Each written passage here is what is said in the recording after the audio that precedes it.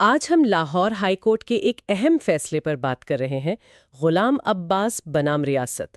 یہ وہ کیس ہے جس میں ٹرائل کورٹ سے دوہرے قتل کے الزام میں سزائے موت ہوئی تھی۔ جی بالکل۔ تو آج ہم یہ سمجھنے کی کوشش کریں گے کہ آخر ہائی کورٹ نے کن وجوہات کی بنا پر یہ سزا ختم کی، کیا نکات تھے استغاثہ کے، اور عدالت نے شواہد کو کیسے دیکھا۔ جی دیکھیں، اس کیس میں جو استغاثہ کی کہانی تھی بظاہر تو وہ سیدھی لگتی ہے۔ الزام یہ تھا کہ غلام عباس اور کچھ دوسرے ملزمان نے 21 دسمبر 2013 کو بشیر احمد نامی شخص کے گھر پر حملہ کیا۔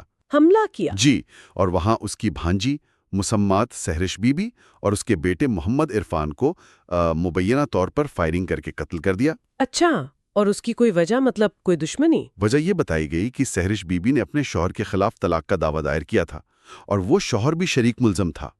غلام عباس پر الزام تھا کہ اس نے عرفان کو گولی ماری۔ لیکن پھر ہائی کورٹ نے جب کیس دیکھا تو کیا چیز سامنے آئی؟ مجھے کچھ اندازہ ہے کہ تاریخوں کا شاید کوئی بڑا مسئلہ تھا۔ جی ہاں، اور یہ بہت ہی آپ کہہ لیں بنیادی نقطہ تھا۔ وقوع بتایا گیا 21 دسمبر 2013 کا، لیکن جو پولیس کی اہم دستاویزات تھیں جیسے انکویسٹ رپورٹس ہیں، چوٹ کے فارم ہیں، پوسٹ مارٹم رپورٹس، یہاں تک کہ ڈاکٹروں کے بیانات، ان سب پر تاریخ بار بار 21 اکتوبر 2013 یا 22 اکتوبر 2013 لکھی ہوئی تھی۔ اکتوبر؟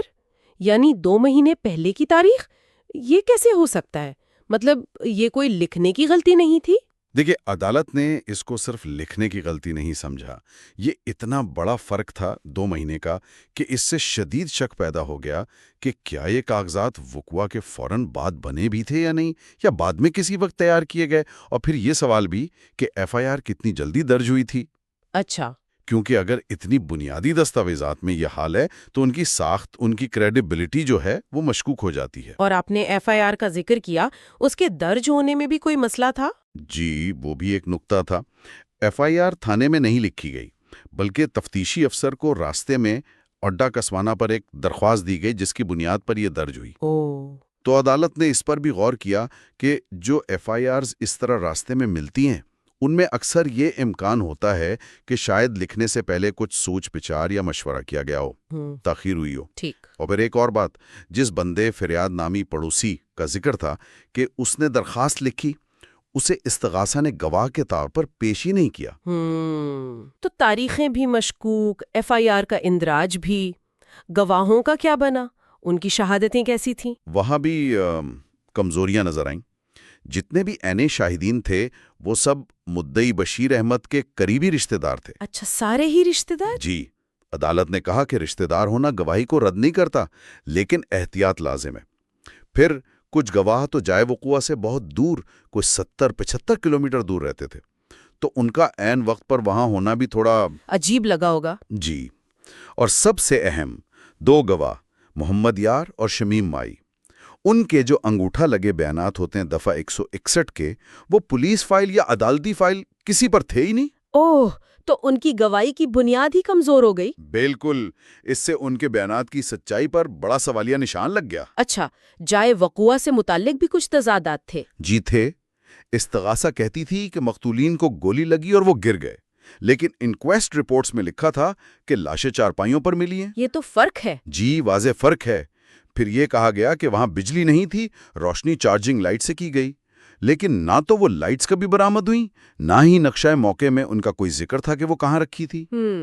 تو یہ چھوٹی چھوٹی چیزیں مل کر شک کو بڑھا رہی تھیں، اور وہ جو مقصد بتایا تھا، طلاق والا معاملہ، ہاں، وہ تو شاید سب سے کمزور کڑی نکلی۔ استغاثہ اوریہ کہہ رہی تھی کہ قتل کا مقصد سہرش بی بی کا طلاق کا دعویٰ تھا۔ جی، لیکن جب ریکارڈ دیکھا گیا تو پتہ چلا کہ وہ دعویٰ تو وقوع سے تقریباً 6 مہینے پہلے 24 جون 2013 کو عدم پیروی کی وجہ سے خارج ہو چکا تھا۔ تو یعنی جس بنیاد پر کیس کا تانا بانا بنا گیا، وہ بنیاد ہی ختم ہو چکی تھی 6 مہینے پہلے۔ بالکل، تو مقصد والی بات تو بالکل ہی بے بنیاد ہو گئی۔ اور آخر میں وہ جو اسلحہ برآمد ہوا تھا ملزم سے، اس میں بھی کوئی مسئلہ تھا؟ جی، اس کی فورینسک رپورٹ پر بھی عدالت نے سوال اٹھایا۔